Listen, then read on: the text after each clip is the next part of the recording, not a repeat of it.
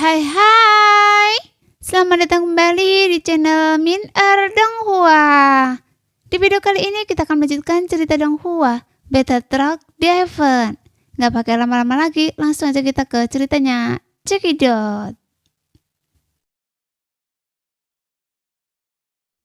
Saat bayangan darah itu terlempar keluar, tekanan di dada Xiaoyan tiba-tiba mereda, dan darah di dadanya menyembur keluar lagi. Dia nyaris tidak membuka matanya dan menatap pria berpakaian hitam yang seperti genangan lumpur di seberangnya. Pada saat ini, zona vakum yang terbelah oleh bilah tajam itu terhenti, dan air tersuspensi di atasnya runtuh dan percikan, dan gelombang besar yang ditimbulkannya menghantam kedua orang itu, menyebabkan mereka terhuyung-huyung. Segera Xiaoyan menyeka wajahnya dengan tangannya dan meminum sebotol cairan Qinglin. Xiaoyan berusaha sekuat tenaga untuk mengedarkan doqi yang hampir kering di tubuhnya. Semangat juangnya yang gigih mendukung matanya yang sangat ingin dia tutup. Dia menyipitkan matanya sedikit dan menunggu reaksi pria berpakaian hitam itu. Waktu terus berlalu, menit demi menit, dan lelaki berpakaian hitam di seberangnya masih tidak bergerak sama sekali. Lapisan tipis es putih perlahan muncul di tubuhnya karena dinginnya air. Xiaoyan juga tidak merasa lebih baik. Meskipun ia segera meminum ramuan itu, luka-lukanya masih terlalu parah untuk disembuhkan. Semburan air es membawa semburan rasa sakit yang menusuk ke tubuhnya yang terluka. Xiaoyan jelas merasakan bahwa bahkan efek api surgawi dalam mengusir dingin jauh lebih lemah. Saya penasaran, apakah lelaki berpakaian hitam itu sudah kehabisan tenaga? Atau hanya mencoba bersikap misterius lagi? Namun, jika terus begini, cepat atau lambat saya juga akan mati kedinginan. Xiaoyan bergumam, menjilati bibirnya yang masih kering karena kehilangan banyak darah, meskipun dia berada di dalam air dan mengerutkan kening dalam-dalam. Bagaimanapun, serangan dahsyat dari pria berpakaian hitam tadi masih terbayang jelas di benak Xiaoyan. Jadi dia masih ketakutan dan tidak berani bertindak gegabah. Namun seiring berjalannya waktu, Xiaoyan mulai merasa bahwa dia tidak bisa menunggu lebih lama lagi. Dan jika dia menyangkalnya, semua orang akan mati bersama. Sambil menyeret kakinya yang terasa makin berat, Xiaoyan berenang dengan susah payah ke arah pria berpakaian hitam itu. Setelah itu semakin dekat tetapi masih belum ada reaksi. Jadi Xiaoyan menjadi semakin cemas. Ayo, kita lakukan. Xiaoyan menggertakkan giginya dan dengan sedikit semangat juang yang baru saja dikumpulkannya, dia merentangkan kaki belakangnya dan mendorong tubuhnya ke depan di tengah cipratan air. Kemudian penguasa api surgawi menderu ke arah pria berpakaian hitam itu dengan suara siulan. Tapi tidak ada konspirasi atau tipu daya seperti yang dibayangkannya. Penguasa berat Xiaoyan sepenuhnya diterapkan dan suara tulang dan logam yang bertabrakan terdengar di punggung pria berpakaian hitam itu. Kemudian serpian es berterbangan di sekujur tubuhnya dan tubuh lelaki berpakaian hitam itu hancur berkeping-keping di dasar kolam. Seperti refill pada muar. Hanya kelima jarinya yang sedikit berkedut membuktikan bahwa lelaki berpakaian hitam itu masih hidup. Jangan buang-buang energi Anda lagi. Serangan sebelumnya telah merenggut nyawa saya. Sekarang saya sudah kehabisan tenaga. Melihat Xiaoyan mengayunkan penguasa api surgawi dengan tak percaya, lelaki berpakaian hitam itu dengan enggan menoleh dan mengatakan sesuatu dengan susah payah lewat mulutnya yang berdarah. Saya benar-benar tidak menyangka bahwa seorang Dodi puncak bintang 5 yang bermartabat seperti saya akan dikalahkan oleh seorang tahap akhir bintang 4 seperti Anda. Dengan kekuatan Anda yang hanya 4 bintang, kekuatan tempur yang Anda kerahkan, dan penggunaan medan perang Anda adalah lawan tersulit yang pernah saya temui dalam hidup saya. Tidaklah terlalu tidak adil jika saya bisa mati di tangan Anda. Adapun identitas saya, Anda tidak akan pernah bisa menebaknya. Lelaki berpakaian hitam itu sedikit mengangkat kelopak matanya, melirik Xiaoyan dengan sedikit ejekan muncul di sudut mulutnya. Lalu dia memiringkan kepalanya dan matanya yang keruh perlahan tertutup dan tidak ada nafas lagi. Akhirnya mati. Xiaoyan menyedok lelaki berpakaian hitam itu dengan jari-jari kakinya, merasakan sentuhan yang perlahan-lahan dingin dan tak bernyawa di tubuhnya. Lalu dia menyelap nafas dalam-dalam. Hingga saat ini tubuh Xiaoyan yang seperti busur dan anak panah yang sudah tidak berdaya akhirnya kehabisan tenaga dan tidak dapat bertahan lagi. Sehingga penguasa berat terlepas dari tangannya dan jatuh di samping pria berpakaian hitam itu. Tidak heran dia begitu kuat. Dia ternyata adalah seorang dodi puncak bintang 5. Xiaoyan menggelengkan kepalanya. Untung saja pukulan sebelumnya adalah yang terakhir. Kalau tidak, saya pasti sudah mati di sini. Sayang sekali, petunjuk tentang identitas lelaki berpakaian hitam itu telah terputus. Tepat saat Xiaoyan sedang bersantai di kolam yang dalam, kesadarannya menjadi semakin tidak jelas dan dia akhirnya tidak dapat bertahan lebih lama lagi. Kepalanya miring dan dia pingsan. Saat itu sesosok tubuh anggun di lobi Xiao Mansion sedang membanting meja dan berdiri. Gaun hijau muda itu naik turun dengan keras sementara tubuhnya bergetar hebat. Wajah cantik Jenny memiliki sepasang alis yang berkerut erat. Karena rasa sakit yang menyayat hati di hatinya membuatnya tidak mungkin untuk tetap tenang seperti biasa. Ada apa? Hanya Nan Erming dan Ji Ying yang ada di lobi, jadi dia bertanya dengan cepat. Di arah itu, dalam perjalanan menuju klan obat, Xiaoyan mendapat masalah. Jenny menggigit bibirnya erat-erat dan mengarahkan tangan halusnya ke kejauhan. Apa? Berita ini seperti sambaran petir yang mengejutkan Nan Erming dan Ji Ying. Mereka butuh waktu lama untuk bereaksi. Kalau begitu, kita harus segera memberitahu semua orang dan keluar untuk menyelamatkan Tuan Muda Xiao. Perjalanan ini terlalu panjang, bahkan kesadaran saya pun sedikit kabur dan saya tidak tahu apakah sudah terlambat. Jadi tidak ada waktu untuk memberitahu yang lain. Nan Erming, Ji Ying, dan kita bertiga harus segera bergegas ke sana. Ya. Nan Erming dan Ji Ying segera mengubah semangat juang mereka menjadi sayap dan bersama Jenny mereka melesat melintasi langit di atas Xiao Mansion seperti meteor dan menghilang di cakrawala dalam sekejap mata. Entah berapa lama waktu telah berlalu, Xiaoyan hanya merasakan arus hangat mengalir melalui tubuhnya yang sakit. Matanya perlahan menyipit dan mengamati sudut-sudut yang gelap. Setelah dia beradaptasi secara bertahap, dia perlahan membuka matanya. Bukankah di sini sangat dingin? Bahkan dengan api surgawi yang melindungi saya tetap merasa sangat dingin. Terlebih lagi setelah saya pingsan tadi, kekuatan api surgawi sangat berkurang. Bagaimana mungkin saya bisa merasa hangat? Saya pikir saya akan mati kedinginan. Tapi saya tidak menyangka bahwa bukan saja saya tidak mati, tetapi luka-luka saya malah pulih dengan cepat. Xiaoyan yang perlahan sadar kembali membiringkan kepalanya sedikit, tampak sedikit bingung dan heran. Sambil merasakan kondisi tubuhnya, dia menundukkan kepalanya untuk mengamati tubuhnya. Ketika Xiaoyan melihat di bawah, dia benar-benar terkejut. Pada saat ini, api surgawi yang melindungi tubuh Xiaoyan telah kembali ke dalam tubuhnya, dan dia sekarang ditutupi dengan lapisan baju besi ilusi dengan udara dingin yang mengalir melaluinya. Baju zirah ini tidak dibentuk oleh kabut putih, tetapi terkait erat dengan pikiran Xiaoyan.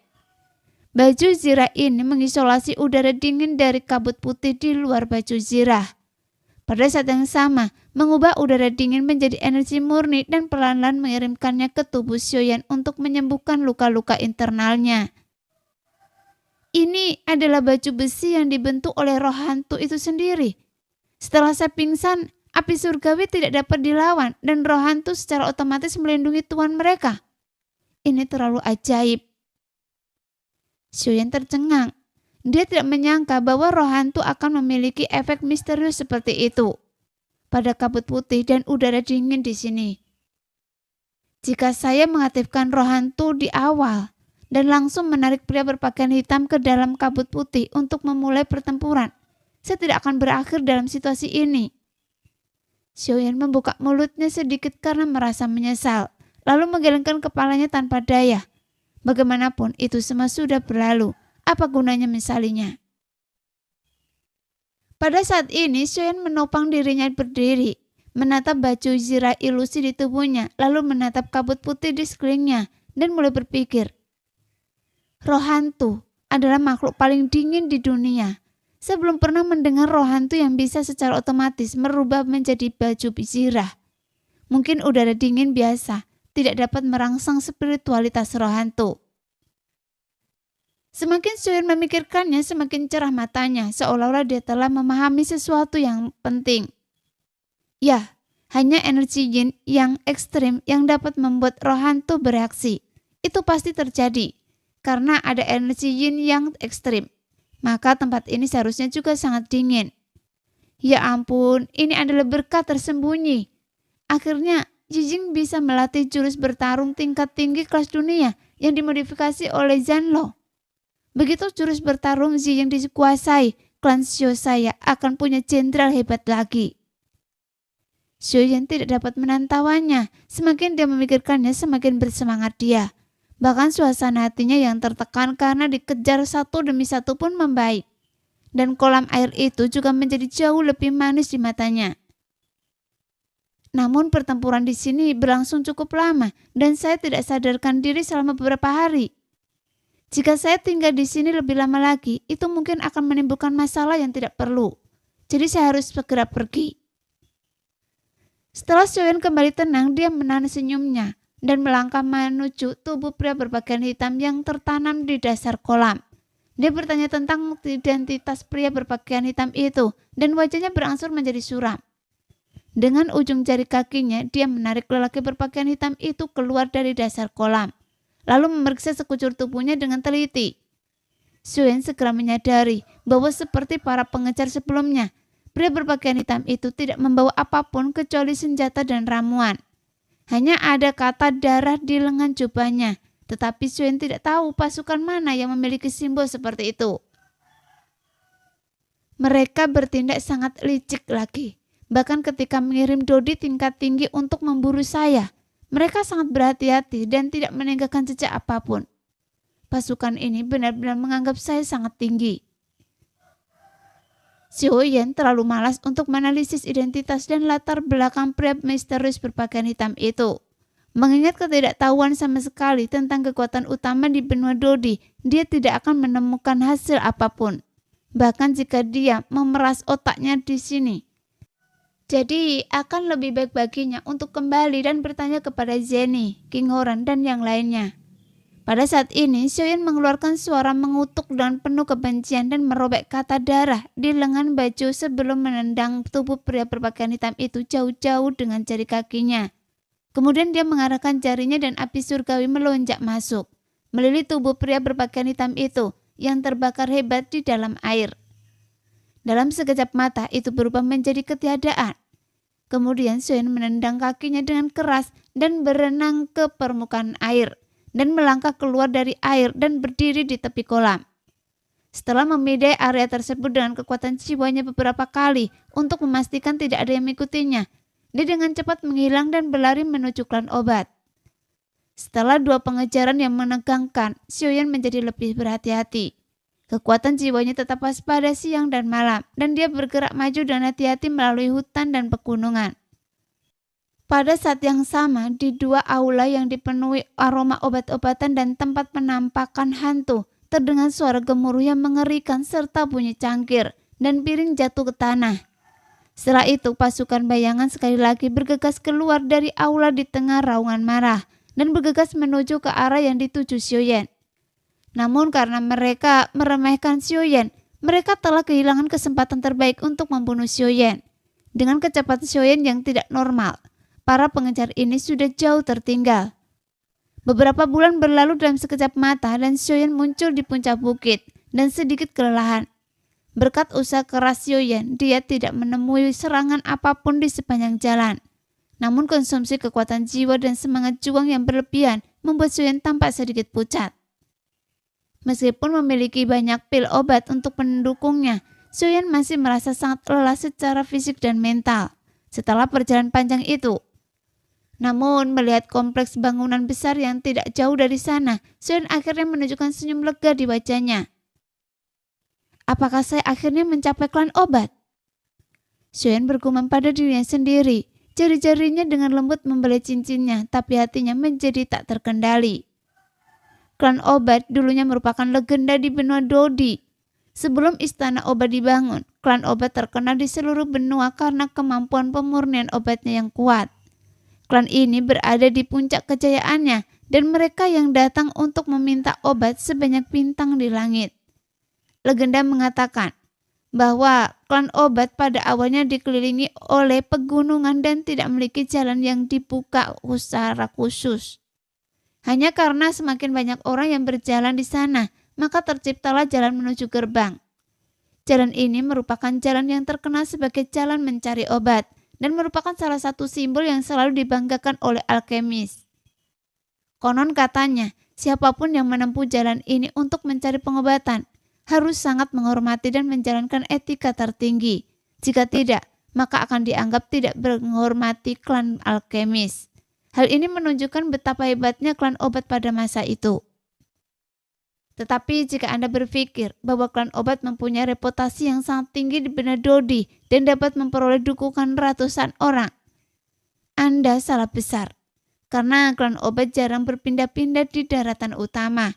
Bukan karena mereka rendah hati, tetapi karena orang-orang klan obat terlalu sombong dan tidak peduli dengan apapun. Oleh karena itu, meskipun ada banyak orang yang datang ke klan obat untuk meminta obat, tidak hanya jadi mereka yang benar-benar bisa mendapatkannya, dan mereka semua mengalami banyak kesulitan dan ketidakpedulian. Seiring berjalannya waktu, reputasi klan obat merosot, dan istana obat mampu bangkit dengan cepat dan menggantikan posisi klan obat. Tidak mudah untuk menghadapi klan yang sombong seperti itu. Xiuyan melihat jalan menuju pencairan obat yang dulunya begitu gemilang, tetapi sekarang telah menjadi bergelombang dan ditumbuhi rumput liar. Jadi dia tersenyum pahit. Namun kecurigaan klan seperti itu yang membunuh saya jauh lebih rendah. Bagaimanapun klan yang memandang rendah orang lain tidak akan melakukan hal-hal memalukan seperti itu. Tetapi saya tetap harus waspada. Xiuyan merenung sejenak, memasukkan tanda jiwa kedatangannya ke klan obat ke dalam teknik misterius, lalu menggunakan metode transmisi pesan yang diajarkan oleh King Horan untuk mengirimkannya. Lalu dia berdiri perlahan, berjalan sampai ke ujung dan berdiri di depan gerbang batu yang megah. Xiuyan melihat sekeliling dan menyadari bahwa gaya arsitektur klan obat sangat berbeda dari ras dan kekuatan lain di benua Dodi. Semua bangunan terbuat dari batu, baik itu istana, kuil, makam, atau prasasti batu besar. Semuanya terbuat dari tumpukan batu-batu. Bagian dasarnya diukir dengan mural yang tampak nyata dengan berbagai ekspresi. Alasan mengapa disebut tumpukan adalah karena tidak ada sambungan antar batu. Itu murni batu-batu besar yang ditumpuk satu persatu. Tampak megah dan kokoh tanpa kehilangan sifatnya. Namun di mata Xiuyan selalu terasa agak tidak sesuai dengan tren saat ini dan memiliki kesan terpencil. Jadi ini mungkin salah satu alasan kemunduran klan obat, sehingga Xiuyan tidak bisa tidak membayangkannya. Siapa? Beraninya Anda masuki wilayah klan obat? Tiba-tiba sebuah suara kasar mengganggu pikiran Xiuyan. Di depan Xiuyan dua penjaga yang memegang tombak perunggu menatap Xiuyan dengan dingin. Ujung tombak yang tajam memancarkan cahaya dingin dan menunjuk ke arah Xiuyan. Seperti yang diharapkan dari ras yang terkenal sombong, dia hanya berdiri di depan pintu, namun dia dianggap sebagai orang sombong yang melanggar batas wilayah mereka. Tidak mengherankan jika klan obat, salah satu dari dua tempat suci utama bagi para alkemis, mengalami kemunduran seperti ini. Xiuyan tertegun sejenak, lalu dia merasa sedikit lucu dan sudut mulutnya sedikit melengkung ke atas. Dasar orang gila yang berani. Anda tidak berani membalas di wilayah klan obat saya. Dengan wajah mencibir, Anda pasti sudah bosan hidup. Lengkungan mulut Xiuyan berubah total di mata kedua penjaga itu. Kedua tombak perunggu itu bergerak mendekati Xiuyan dan ujung tombak itu hampir menjuntai di hidung Xiuyan. Setelah menjadi terkenal, Xiuyan tidak pernah diperlakukan sedingin ini. Wajahnya langsung menjadi gelap, tetapi dia langsung ingat bahwa dia datang ke sini untuk meminta bantuan. Jadi dia harus menahan amarahnya, mengepakkan tinjunya dan berkata, Junior Xiuyan datang ke sini untuk berkunjung dan meminta bertemu dengan patriark klan obat. Saya harap kalian berdua akan memberitahunya.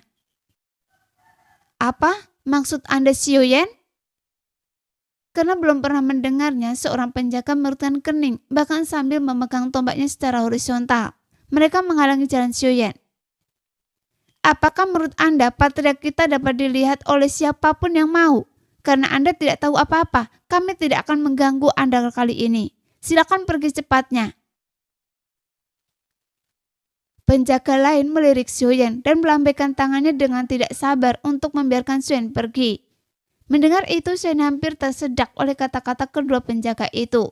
Meskipun dia tidak berani mengatakan bahwa dia terkena dibunuh Dodi, dia yakin bahwa dia memiliki ketenaran. Namun penjaga klan obat mengatakan bahwa dia bahkan belum pernah mendengar tentangnya, sehingga pengasingan klan obat benar-benar keterlaluan. Jadi Xiaoyan tidak dapat menahan diri untuk memutar matanya. Dia menenangkan diri dan berbicara dengan tulus lagi. Saya benar-benar memiliki sesuatu untuk ditanyakan kepada pemimpin klan obat. Ini masalah hidup dan mati. Saya harap kalian berdua bisa bersikap fleksibel. Dulu, banyak orang terkenal yang ingin bertemu dan pemimpin klan saya harus menunggu selama berbulan-bulan. Bagaimana mungkin Anda, yang bukan siapa-siapa di tahap akhir bintang 4, ingin bertemu dengannya? Dan klan obat bukanlah sebuah badan amal. Jika Anda terus berbicara terlalu banyak, berhati-hatilah. Atau kami akan bersikap kasar kepada Anda. Seorang penjaga menatap Xiaoyan seolah-olah dia orang bodoh. Pergi! Penjaga lain menaruh satu tangannya di bahu Xiaoyan dan mencoba mendorong Xiaoyan menjauh, sehingga Xiaoyan sangat marah ketika diperlakukan dengan rendah hati oleh kedua pria itu. Tetapi mereka tetap tidak tahu terima kasih. Dia berdiri diam dan menuangkan semangat juangnya ke kakinya, membiarkan tangan penjaga ini baunya mendorongnya.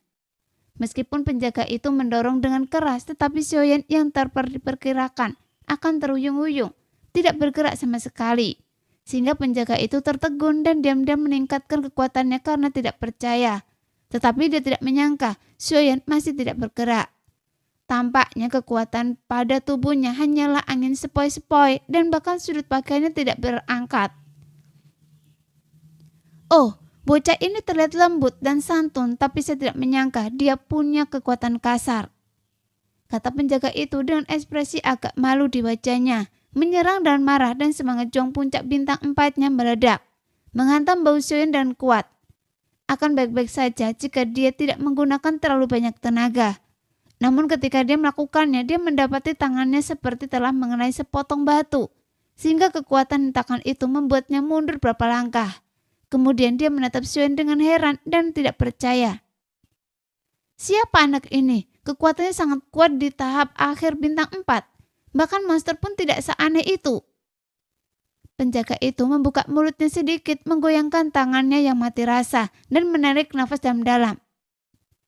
Itu hanya tipuan sementara. Penjaga lainnya melihat bahwa rekannya telah menderita kerugian, jadi dia melangkah maju dengan berat, memutar tubuhnya ke samping dan tiba-tiba memadatkan semangat juang puncak bintang 4 di tangan kanannya. Kemudian dia meletakkan kelima jarinya di bahu Xiaoyan, bermaksud untuk melemparkan Xiaoyan ke tanah dan memberitahu Xiaoyan apa artinya tidak tahu berterima kasih. Melihat cakar yang akan jatuh, Xiaoyan mencibir dan tetap tidak bergerak. Dengan sedikit gerakan api surgawi, kulit di bahunya berubah menjadi merah menyala. Panas yang menembus pakaiannya membuat jubah hitamnya menjadi merah tua. Wah, sombong sekali Anda. Kalau begitu cobalah tangan saya yang pandai bergulat dengan harimau. Penjaga itu mencengkeram bahu Xiaoyan dengan kelima jarinya. Melihat Xiaoyan tidak melawan, dia senang, tetapi segera menyadari ada yang tidak beres, karena bahu Xiaoyan seperti sepotong besi panas dan terasa seperti terbakar oleh api saat dia menyentuhnya. Penjaga itu berteriak dan dengan cepat menarik tangannya kembali, tetapi sudah terlambat. Api yang berkobar telah membakar telapak tangannya dan perlahan padam setelah dia melambaikan tangannya berulang kali. Namun aroma daging panggang yang kuat memenuhi udara. Setelah menatap Xiaoyan lagi, kedua pengawal itu terkejut seakan-akan mereka telah melihat hantu dan tak berani lagi memandang rendah dirinya. Bagaimanapun dia adalah penjaga gerbang kekuatan besar. Meskipun dia sombong, dia telah melihat banyak hal di dunia. Seorang bintang 4 yang terlambat dapat dengan mudah membuat 2 bintang 4 puncak menderita. Dan nyala api yang tampak seperti api surgawi membuktikan bahwa latar belakang pemuda di depannya ini tidak sederhana. Siapa Anda? Apakah api yang tadi adalah api surgawi? Setelah mengalami kemunduran, kesombongan penjaga itu mereda dan nada bicara kedua penjaga itu segera menjadi jauh lebih sopan. Tampaknya dimanapun Anda berada, kekuatan dihormati. Jadi Xion tersenyum pahit. Demi leluhurnya, Xion tidak punya pilihan selain mengungkapkan identitas aslinya. Silakan kalian berdua pergi dan laporkan bahwa Xiaoyan, penguasa Xiao Mansion di kota Jusi, sekutu dekat kamar dagang, dan saudara angkat Kaisar Iblis, telah datang mengunjungi kepala klan obat. Xiaoyan berbicara hampir kata demi kata, dan aura seorang yang unggul menyebar samar-samar, langsung membuat kedua penjaga itu sesak nafas. Apa? Perkenalan diri Xiaoyan membuat kedua penjaga itu tiba-tiba menegang. Mereka menatap Xiaoyan dengan tidak percaya. Mungkinkah Anda adalah Xiaoyan yang sangat populer dalam beberapa tahun terakhir? Itu benar-benar saya, tetapi itu hanya gelar kosong. Xiaoyan tersenyum acuh tak acuh menatap kedua pengawal itu dengan makna yang tak dapat dijelaskan di matanya. Saya ingin tahu, apakah saya memiliki kualifikasi untuk bertemu dan praktria klan Anda? Kedua penjaga itu benar-benar panik. Mereka tidak pernah menyangka bahwa Xiaoyan yang terkenal itu benar-benar akan berdiri di hadapan mereka dalam keadaan hidup. Dan dia masih sangat muda dan rendah hati. Bepergian melalui pegunungan dan sungai sendirian untuk datang ke klan obat. Tentu saja, jika Xiaoyan tidak menunjukkan keterampilan itu sekarang, keduanya tidak akan pernah mempercayainya. Bahkan jika mereka dipukuli sampai mati. Berpikir tentang betapa sombongnya mereka di depan Xiaoyan tadi, mereka menyadari bahwa mereka terlalu melebih-lebihkan diri mereka sendiri. Jadi kedua penjaga itu hampir ingin menggali lubang di tanah dan merangkak ke dalamnya. Setelah beberapa lama mereka berkata dengan wajah merah, Tuan Xiao benar-benar muda dan menjanjikan. Kami merindukannya. Tuan muda Xiao secara alami memenuhi syarat untuk menemui pemimpin klan. Kami akan segera pergi dan memberitahunya. Jadi mohon tunggu sebentar Tuan muda Xiao. Baiklah, terima kasih atas bantuan Anda. Xiaoyan mengangguk lalu mengulurkan tangannya untuk membersihkan debu dari pakaiannya dan memberikan penilaian baru terhadap kesombongan klan obat. Dia memang orang yang berlatih dengan kekuatan dahsyat, meski dia memandang rendah orang lain. Namun begitu mereka mengetahui identitas pihak lain, mereka tidak akan menerkam dan menggigit orang seperti anjing gila. Tampaknya kesombongan klan obat tidak ada harapan, tetapi Xiaoyan tidak pernah menyangka bahwa tindakannya yang asal-asalan ini akan menimbulkan kecurigaan kedua pengawal itu. Kekuatan yang ditunjukkan sebelumnya dan aura karena telah lama berada di posisi superior memang benar. Tetapi Xiaoyan terus-menerus diburu dan pakaiannya pasti rusak. Namun bagaimana mungkin pemimpin Xiao Mansion berakhir dalam keadaan yang memalukan seperti itu?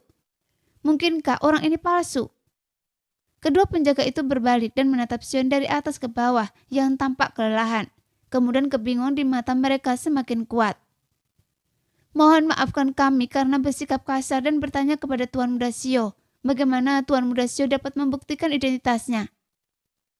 Kedua penjaga itu berhenti dan tatapan mereka menjadi lebih dingin. Tetapi mereka tidak berani bersikap kasar kepada Xiaoyan dengan nada bicara mereka. Apa? Ini adalah pertama kalinya Xiaoyan bertemu seseorang yang mempertanyakan identitasnya. Dia tertegun sejenak dan tidak bereaksi sampai kedua penjaga mengulanginya 2 kali. Melihat kedua tangan kanan penjaga yang terkulai perlahan-lahan diletakkan di belakang punggung mereka, seolah-olah melepaskan sinyal invasi musuh kapan saja. Xiaoyan mengangkat bahu tak berdaya, karena masalah ini benar-benar membuat Xiaoyan bingung. Jika diminta membuktikan identitas sendiri, bagaimana cara dia membuktikannya? Ketenarannya hanya 2 kata Xiaoyan. Dan tidak ada seorang pun di klan obat yang mengenalinya, jadi tidak ada cara untuk membuktikannya. Jika mengeluarkan beberapa pil, apa yang dapat dibuktikan oleh ramuan yang dapat dibeli oleh seluruh benih Dodi? Memikirkan hal ini, Xiaoyan menghela nafas. Dia tidak pernah menyangka bahwa setelah melalui begitu banyak kesulitan untuk mencapai klan obat, dia akan dihalangi oleh pertanyaan konyol ini. Sepertinya Anda tidak dapat membuktikan identitas Anda. Keraguan Xiaoyan jatuh ke mata kedua penjaga itu, sehingga wajah para penjaga berubah lebih cepat daripada membalik ke halaman buku, dan mereka tiba-tiba menjadi muram. Anda benar-benar berpura-pura menjadi Xiaoyan dan bertindak liar di hadapan saya. Nak, apakah Anda lelah hidup? Saya benar-benar Xiaoyan, benar sekali. Tetapi saya datang ke sini terburu-buru dan tidak membawa apapun untuk membuktikan identitas saya. Saat saya bertemu dengan pemimpin klan, saya akan mempunyai caraku sendiri untuk membuat pemimpin klan Anda percaya pada identitas saya. Menghadapi agresivitas kedua penjaga itu, Xuan merentangkan tangannya, menahan amarahnya dan berusaha sekuat tenaga menunjukkan ketulusannya. Bagaimanapun demi kebangkitan leluhurnya, Xuan berusaha keras membujuk kedua pengawalnya dengan sikap yang sangat baik. Namun bukannya Xuan takut pada kedua pengawal bintang 4 puncak, tetapi rumor itu benar. Para pengikut Perdana Menteri dan para pelayan putri adalah orang-orang yang paling sulit dihadapi. Jika dia menyinggung orang-orang ini, mungkin akan timbul masalah, yang bukan hal yang ingin dilihat Xuan. Pakaian Anda compang-camping dan wajah Anda berdebu. Sekarang Anda tidak bisa membuktikan identitas Anda, jadi itu pasti palsu. Apakah Anda masih ingin menipu kami? Kedua pengawal itu mengira kerendahan hati Xuan sebagai sikap pengecut, dan seketika itu juga mereka menggertakkan gigi dengan raut wajah yang garang. Wah, Anda membuat saya kehilangan muka tadi, dan hari ini saya akan membuat Anda membayarnya. Setelah kata-kata itu diucapkan, penjaga itu mengepakkan tangan kanannya, dan dua suara melesat ke langit, meledakkan dua percikan terang di langit. Tiba-tiba puluhan energi petarung yang kuat menyembur keluar, dan sosok-sosok yang padat melesat keluar dari klan obat, dan mendarat di depan kedua penjaga itu. Kemudian mereka segera menyebar dalam bentuk kipas, dan puluhan mata tajam langsung menatap Xuan seperti duri. Pada saat ini Xuan menyapukan pandangannya ke puluhan orang. Kebanyakan dari mereka adalah Dodi bintang 4. Di antara mereka ada juga beberapa Dodi bintang 5 tahap awal dan hanya satu Dodi bintang 5 tahap menengah yang mungkin menjadi pemimpinnya. Masing-masing dari mereka memiliki ekspresi yang sangat tidak bersahabat. Tolong, dengarkan penjelasan Xuan. Ini hanya kesalahpahaman, jangan impulsif. Karena takut situasi akan memburuk, Xuan kembali menahan amarahnya, segera mempalkan tinjunya dan berkata, dia datang ke sini untuk mencari metode rahasia kebangkitan jiwa agar dapat menghidupkan kembali leluhur Xuan. Jadi akan buruk jika hubungan dengan klan obat menjadi tegang. Entah salah paham atau tidak, tangkap saja dia dulu. Dodi tingkat menengah bintang 5 yang tampak seperti komandan melirik Xuan dan melihat bahwa Xuan hanya tingkat akhir bintang 4. Jadi dia terlalu malas untuk memperhatikannya dan melambaikan tangannya untuk memerintahkan bawahannya menangkap Xuan. Apakah ini cara klan obat menyambut tamu bertarung tanpa alasan? Xuan berulang kali menolak, tetapi malah mendapat hasil seperti ini, sehingga kemarahan memuncak di hatinya, dan dia tidak bisa menahan diri untuk bertanya dengan lantang. Berani? Seorang Dodi di tahap akhir bintang 4 berani mempertanyakan cara klan obat saya bekerja? Seorang Dodi di tahap awal bintang 5 di samping komandan berteriak dengan marah. Nah, demikianlah video hari ini. Terima kasih sudah menonton video sampai selesai. Sampai jumpa lagi di video selanjutnya. Bye-bye.